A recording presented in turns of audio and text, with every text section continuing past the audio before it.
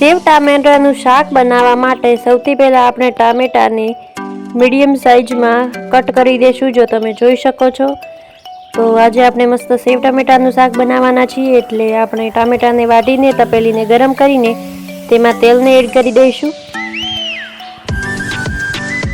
કોને કોને સેવ ટામેટાનું શાક ભાવે છે કોમેન્ટમાં કહેવાનું ભૂલતા નહીં.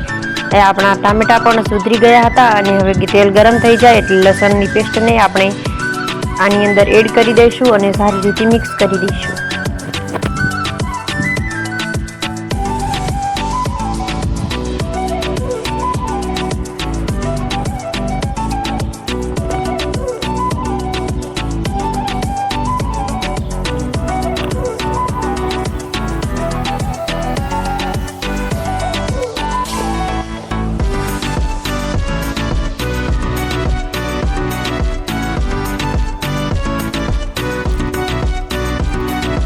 લસણની પેસ્ટ ફ્રાય થઈ જાય એટલે પછી આપણે અંદર ટામેટાને પણ નાખી દઈશું અને સારી રીતે હલાવી દઈશું.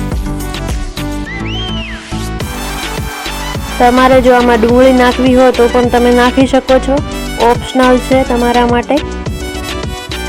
પછી ટામેટાને સારી રીતે હલાવી દેવાના અને અંદર 2 થી 3 લીલા મરચાંને પણ નાખી દેવાના.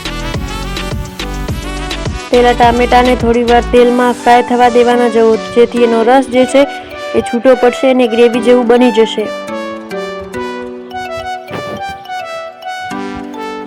જો હવે આપણે અંદર મસાલાઓને પણ એડ કરી દઈશું. તો સૌથી પહેલાં આપણે 2 ચમચી જેટલી હળદર નાખી દીધી છે. પછી 2.5 ચમચી જેટલા મરચાંને પણ એડ કરી દીધા છે અને સારી રીતે આને ફરીથી મિક્સ કરી દીધું છે. જો તમે જોઈ શકો છો આવી રીતે સારી મિક્સ કરી દેવાનું છે. તમે જોઈ શકો છો કે રંગ કેવો મસ્ત આવ્યો છે અને ગ્રેવી જેવું શાક બન્યું ગયું છે. અને સેવ આપણે પછી પાછળથી નાખવાની છે, જેથી શાક મસ્ત મજાનું બનીને તૈયાર થઈ જાય. જુઓ છે ને, બાકી મસ્ત રંગ આવ્યો છે. તમને નજીકથી બતાવું તો પણ તમે જોઈ શકો છો. કોણ કોણ આવી રીતે સેવ ટામેટાનું શાક કરીને ખાય છે ને જો તમારે નેક્સ્ટ સિંગ ભજીયાનું શાક જોઈતું હોય તો પણ અમને કહી દેજો, અમે તમારા માટે એ શાકની રેસીપી લઈને આવીશું. તો થોડું ફ્રાય થઈ જાય એટલે પછી આપણે અંદર પાણીને પણ એડ કરી દઈશું. હવે સારી રીતે એને મિક્સ કરીને થોડી વાર પાકવા દઈશું. અને અહીંયા આપણે રતલામી સેવ લઈ લીધી છે. જોવો તો આપણે કંઈક 2 વાટકી જેટલી રતલામી સેવને લઈ લીધી છે. આ સેવ મસાલાદાર આવે છે એટલે આનું શાક કરશો તો વધારે સારું લાગશે. પછી આપણે શાકને જોઈશું તો આપણું શાક અડધું પાકી ગયું છે, તમે જોઈ શકો છો. હવે આને હલાવશું